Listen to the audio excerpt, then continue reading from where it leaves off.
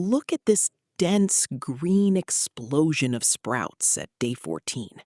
A massive harvest locked in, all because of a biological trick that is 12,000 years old.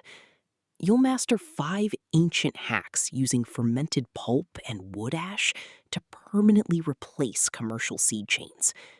There's an invisible chemical handbrake stopping your seeds from sprouting right now, but we can break it with controlled rot. And later, we'll see why the leftover ash from your fire pit acts like a deadly booby trap for storage insects. If you pull fresh seeds from a tomato and dry them on a paper towel for spring planting, your expected germination rate will absolutely plummet. That happens because every tomato seed is trapped inside a gooey gel sac. That is the invisible chemical handbrake. It contains a hormone called abscisic acid. It keeps the seed asleep while it sits inside the warm, wet fruit. If you do not strip that chemical away, the seed refuses to wake up. The ancient fix is lactofermenting. You scoop the seeds and their gooey pulp into a jar of water and leave it to rot. You are letting nature run its own microscopic dishwasher. As the pulp bubbles and decays, friendly microscopic bugs called lactic acid bacteria thrive in the mess. Lactic acid bacteria, seed coating. They eat the gel sac right off the seed. This controlled rotting process also drops the pH, ramping up the sourness of the water. That creates an acidic shield that actively destroys devastating crop pathogens like tomato mosaic virus and bacterial canker, which acts like flesh-eating bacteria for tomatoes, before they ever hit your dirt. Once the seeds sink to the bottom of the jar, you rinse them off. You can use this exact same wet fermentation hack to strip the sticky placental coatings off cucumbers and winter squash, securing 3 major crop categories for your food system with one simple method. Once your seeds are clean and dry, you have to store them through the winter. For centuries, indigenous farmers like the Hopi and Haudenosaunee protected their dried beans and corn by burying them in finely sifted hardwood ash. You can use the waste from your fire pit to recreate this exact system. The ash acts as a biological sponge, a desiccant, much like the silica gel packets you find in new shoes. Moisture? Wood ash. It sucks moisture away from the dried bean to completely prevent fungal rot. But it does something even more violent to pests. Under a microscope, that leftover ash looks like jagged glass that slices open the armor of invading bugs. It is a mechanical insecticide. It does not use poison gas or synthetic chemicals. Instead, the microscopic broken glass of the ash physically slices up the waxy exoskeletons of insects like the bean weevil. The bugs dehydrate and die instantly, giving your food supply impenetrable winter armor for absolutely free.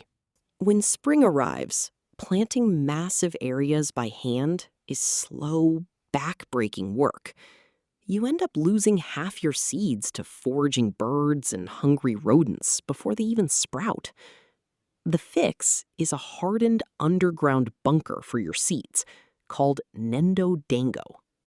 Japanese natural farming pioneer Masanobu Fukuoka proved you can plant entire farms without ever tilling or digging up the soil.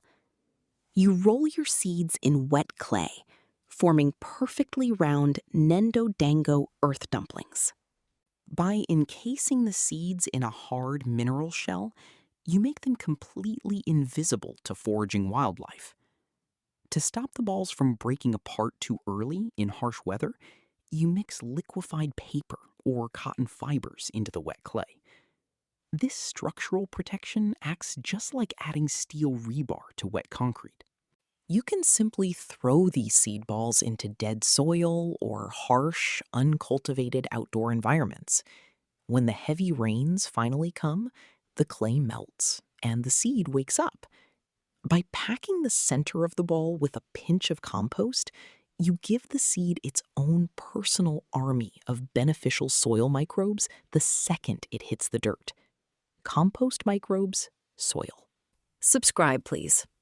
If you extract fresh seeds and rush the drying process by putting them near a heater, you will accidentally cook them dead. You need a passive system. Spread your wet seeds evenly across slatted, breathable wooden racks. Day 7. This forces the seeds to lose moisture slowly and evenly, completely preventing mold. In traditional Mesoamerican agriculture, farmers hung braided corn husks in the smoky rafters of a longhouse. The wood smoke naturally repels insects, while the dry air cures the kernels.